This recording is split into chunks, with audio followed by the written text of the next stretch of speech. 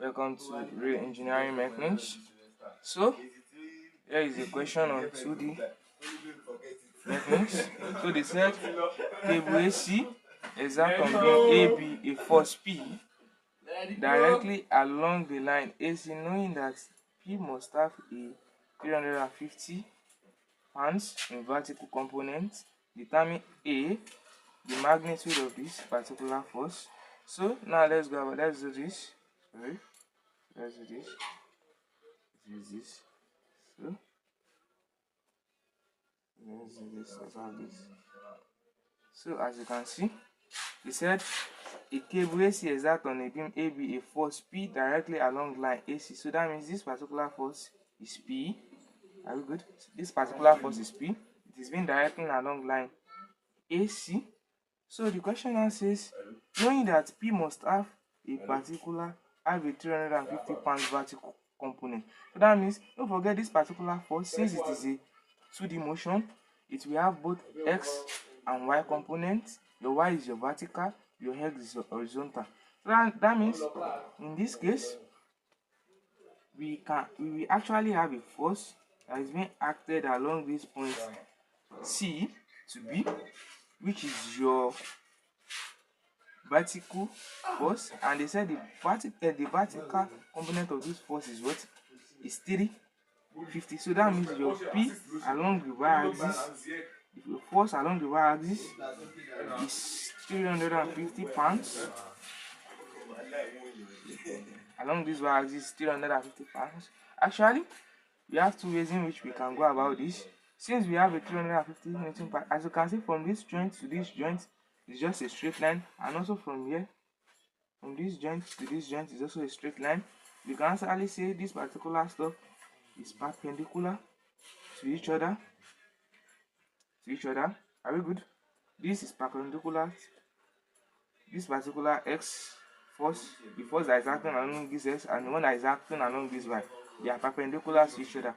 So we can actually detect the angle here using sum of angle in a triangle. We know sum of angle in a triangle is 180 degrees. So that means we will be having 180 degrees minus, let's call this particular force here and the angle here A, minus 180 degrees equals to 90 plus 55 degrees plus A degree. So that means your A degree equals to 180 minus 90 minus 55. So that means we'll be having 35 degrees for our A. So that means this particular force here is 35 degrees. We can apply our trigonometry in this case. Don't forget, we know for this particular vertical force, we'll be having, since we are determining the magnitude of this force, the magnitude of this force is this particular force that is acting along from C to A, which is this particular line that I drew. So that means we can apply our SOHCAHTOA. So from here, we already know this is opposite. I'm taking it with respect to this A. You can also do it with respect to this 55 degrees. So I'm taking it with respect to this A. So that means, in this case, this will be your opposite. This will be your what?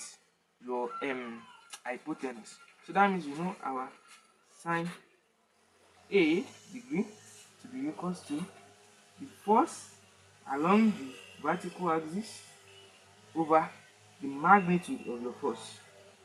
So that means in this case we will be having sine A is what? 35 degrees to be equals to 350 over P. So that means your P will be equals to 350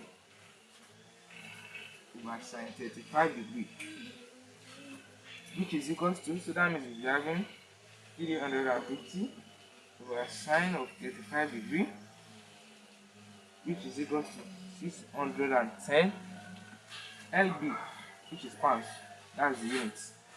Since we've already determined this, and they also said that's for question A, and for question B it says determine the horizontal component of this particular force. So the horizontal component will be your, in terms of what? Your cosine. So that's cos A to be equals to your P in X over the magnitude of the force So that's your P next will be equals to your 610 times cos A. So that means your P next will be equals to, which is the same thing as 610 times cos 35 degree, which is approximately 500 pounds. So that's the solution to this particular problem. Thank you very much, guys. Make sure you subscribe to my YouTube channel.